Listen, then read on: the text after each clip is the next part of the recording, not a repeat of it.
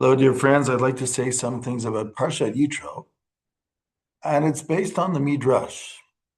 Midrash, of course, are rabbinic homiletics from the Second Temple period, from slightly post-Second Temple period. And on the verse, on the pasuk, "Vaydaber Elohim et kol hadvarim ha'ele limor," and God spoke all these words, which is, of course, referring to the revelation at Sinai of the Decalogue of the Ten Commandments. Amar Rav Yitzchak said,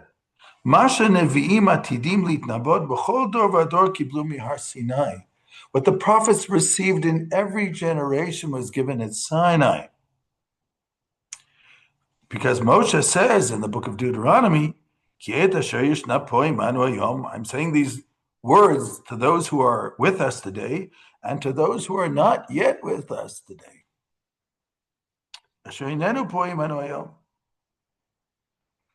So this is even all the souls who will be born. Moses was saying these words, the words of Devarim, even though they were not there. And then they bring also a verse from Malachi to prove that Malachi also considered his prophecy from the time of Sinai. Because it says, Masad Hashem El Yisrael biyad Malachi, that God gave these words to Israel through Malachi, and it doesn't say at the time of Malachi. So what does it mean, biyad Malachi?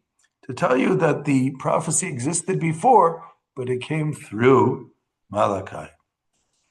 And they bring another verse from Isaiah, Yeshayahu, Me'et heyota sham ani. It says, from the time it was began, I was already there. Amar Yeshayahu, from the time the Torah was given, it's as if I was there and received this prophecy. But now God has sent me to you. So what does this mean? What does this mean? What does it mean that all the prophets in every generation started at Sinai and was just waiting for it to come to fruition? That's what it sounds like. And besides, how can we say that of Abraham, Isaac, and Jacob's prophecies, who lived before Sinai?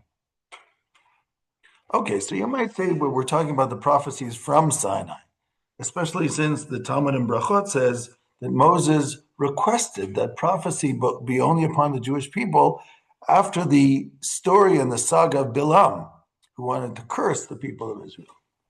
Talmud says it was given to him. And so you might say that from Sinai, Moses also represents the highest level of prophecy. And if we add to that a verse which is also quoted in this Midrash, where it says about the prophecy of Sinai, meaning the Decalogue, Kol Gadol V'lo Yasaf, which means a mighty sound or a mighty voice which never terminated, which never stopped. Of course, that verse can be interpreted both ways. It can be Kol Gadol V'lo Yasaf, meaning it was a great voice that was never heard again, from the word Lo Yosif, or it can be understood because Hebrew has roots of different words. Kol Gadol V'lo Yasaf, meaning a great voice that never stopped, from the word Sof. And if we explain it that way, yes, it continues in every generation then, with the prophets until the time of Malachi, who was the last Hebrew prophet. But again, what would this mean exactly? I mean, Maimonides says that Moses is the greatest prophet, as it says, of course, at the end of Deuteronomy. It says, Lo kam Yisrael navi k'Moshe, asher yidao Hashem panim al panim. There never was a prophet in Israel like Moses who knew God face to face. And Maimonides adds that there never will be a prophet like this. Now, for Maimonides, it also solves a certain halachic problem, and that is the problem of anarchy, because if halakha, Jewish law, is based on the Torah, which is the prophecy of Moses, so theoretically, couldn't another prophet come along and say, well, now God decided to change something in the Torah. We thought Saturday was the Shabbat, now it's Thursday. So Maimonides says, no, that's not possible, because Moses is the highest level of prophecy. So any prophet that comes out after him, who is on a lower level, cannot change the prophecy of Moses, which is the Torah, which remains continuously, I might say forever. So then what does it mean? It sort of means that this original interface between God and the whole Jewish people sort of like created the ability for prophecy within the Jewish people. As the Talmud says, Im lo neviim hem es bnei neviim hem. If they're not prophets, they're at least children of prophets. So the potential is there. And that potential started at Sinai.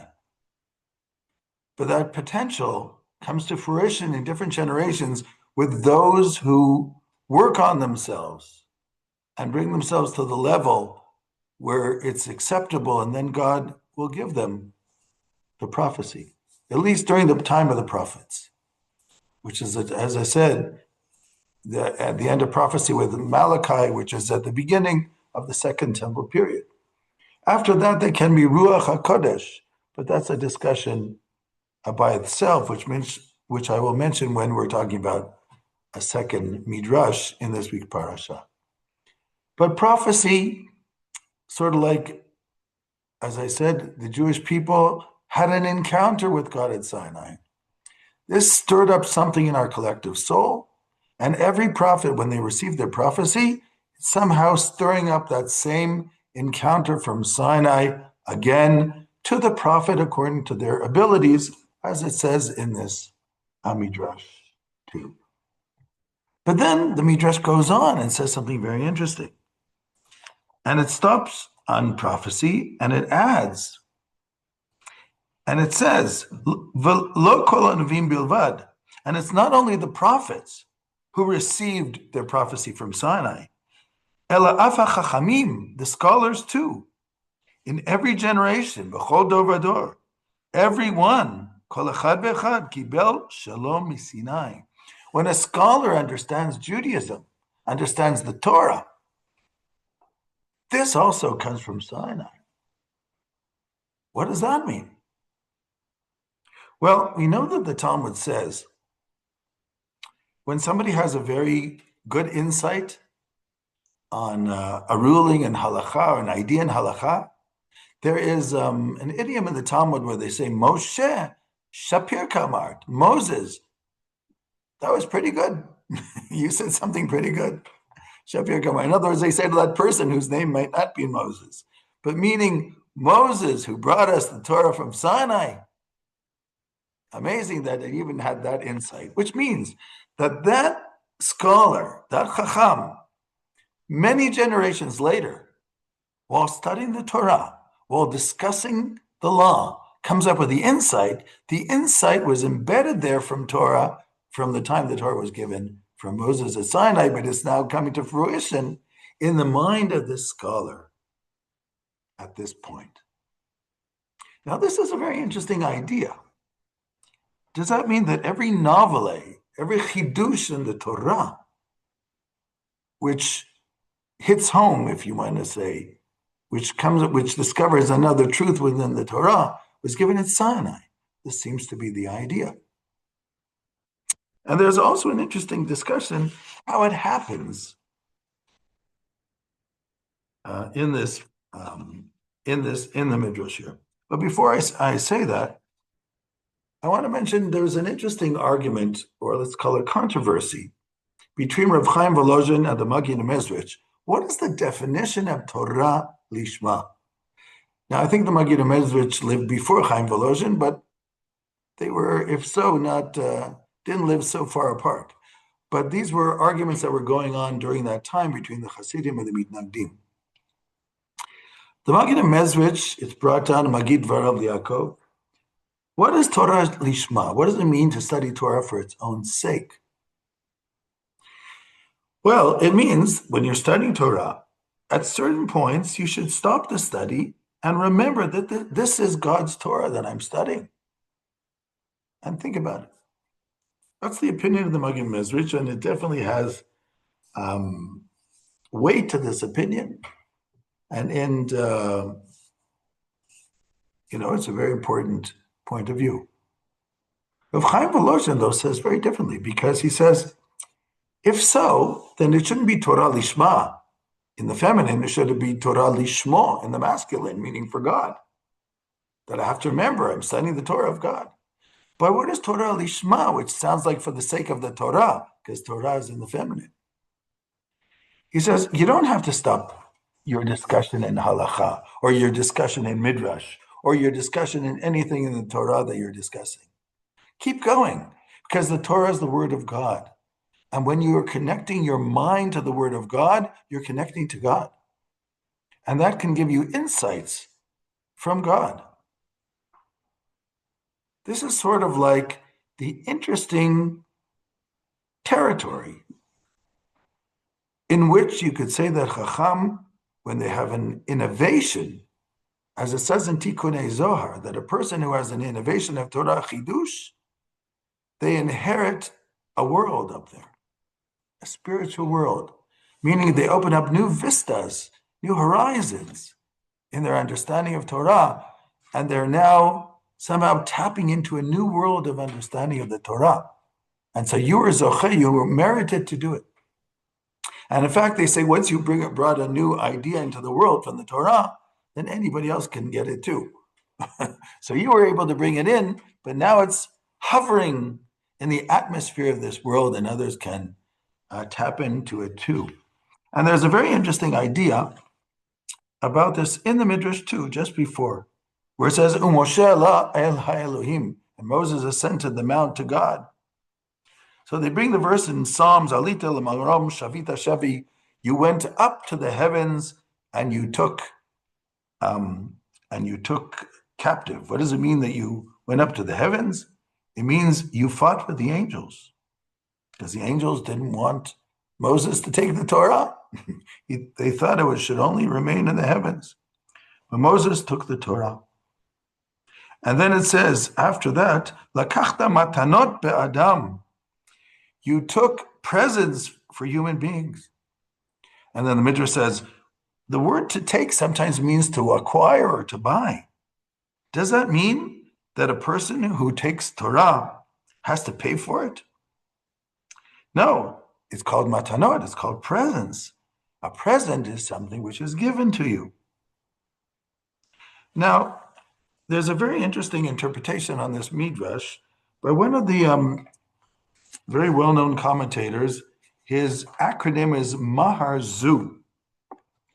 And if you look him up, Maharzu is Rabbi Ze'ev Wolf, son of Yisrael Iser Einhorn. So it's Ze'ev Wolf Einhorn.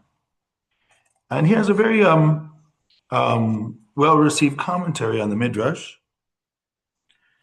And he says, what does it mean? How does it work exactly with the Torah?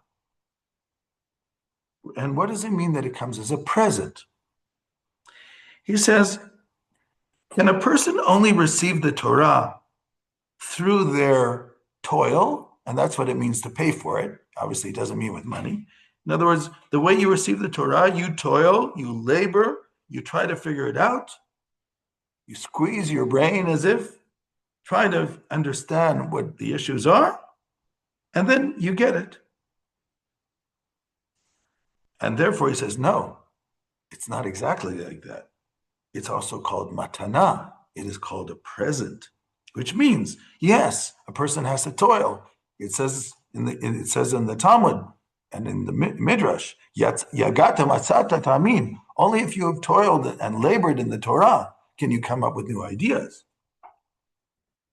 But then, after you labor, and after you toiled, and after you worked on it, when the new idea comes, it's actually a present, because it's more than you expected. So there's what you toiled for, and there's also the present. That present that you're receiving from Milamala, that's a present. It's almost like an inkling of Ruach HaKodesh if you meant it for the right reasons and understood correctly. So this is also an interesting idea, that all these ideas started at Sinai. Meaning even the novelty was there encrypted within the Torah.